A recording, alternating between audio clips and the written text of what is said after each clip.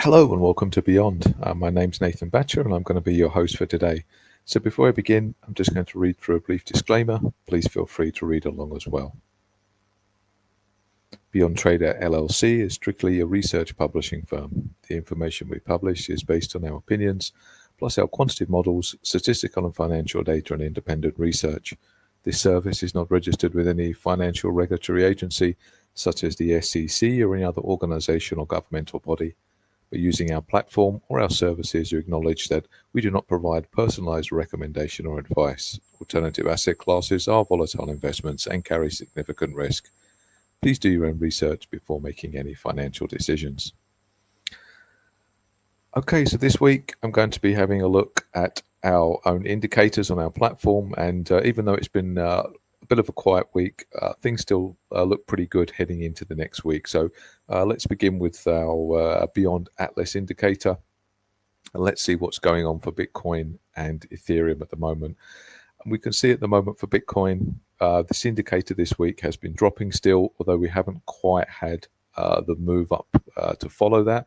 So potentially we've got some bullish divergence building there. I believe that Beyond Atlas is dropped maybe around 20 or 30 points this week, but where the price has been pretty stagnant in a range. So that normally hints that the price has got some type of catch up to make next week. So hopefully we'll see the price heading back up towards 106 and maybe 110 next week. As you can see by the steepness of the curve in this indicator, it's got a strong inverse correlation with the price. So at the moment, things very much look like we're going to continue to head down. And as soon as we go into the green zone, that's generally the trigger for a much stronger buy signal here. So that's what we've been waiting for to kind of generate that ultimate bullish momentum, is for Bitcoin to start to head higher and for Atlas to move into the green zone, and that will generate a much stronger buy signal, and hopefully then we can head towards the 120 to 140 area, I would suspect, quite comfortably. So let's have a look, with that said, in terms of what Atlas is saying for Ethereum. So I think for Ethereum, on our own Beyond Atlas indicator, it's much the same. However, I think Ethereum is slightly more bullish in terms of this indicator, in that we're very, very close to the green zone. So as soon as we start to move into the green zone, typically that's about as strong a buy signal as you can get. And you can see that since this indicator has moved out of the red zone and started to turn, Ethereum has been moving quite sharply higher. The only thing that we don't want to happen here is for this indicator to drop too quickly, as that can often signal some type of market top. But I don't think that's going to be the case here. Hopefully, we can see Ethereum move towards even the $3,000 to $4,000 range, and we can still sit quite conservatively inside the green zone before we've got too much movement.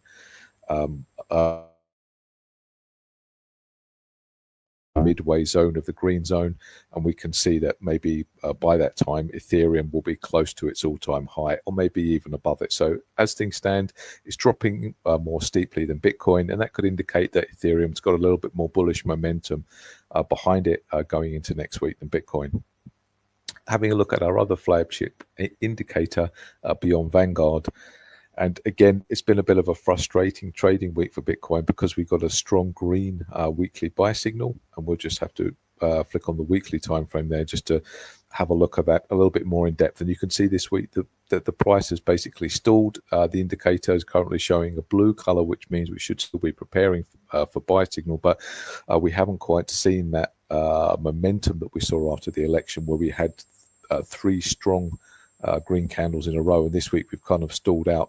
Historically, there's not many precedents for that before. After getting a green signal, normally we start to get some significant upside.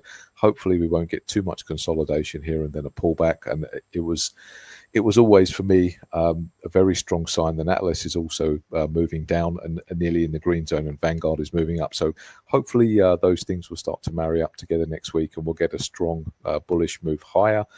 If we don't, I'll be quite surprised. And I think it might also be a good time to have a look at Ethereum to see what's going on there in terms of Beyond Vanguard. And we can see also last week we got a strong green signal, and we can see a very strong reversal. And again, it's kind of in the blue, but at the moment we don't have the weekly price close to confirm. And typically we can see that after these strong reversals in Ethereum, give or take a few minor delays, they're normally also followed by a couple of weeks of strong upside, and we can see here a couple of precedences for that before. So yeah, as things stand, Ethereum on Vanguard still looks pretty solid next week.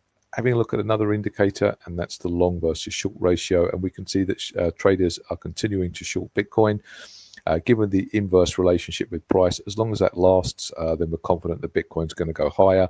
The only concern that I have is because this has been going on for a long time, i.e. the short squeeze has been quite protracted, there is a risk that this is going to overshoot to the upside, and that could cause a negative pullback towards maybe the 100,000 or the 97,000 area. So hopefully this will hold in place and we'll continue to see a strong short squeeze, i.e.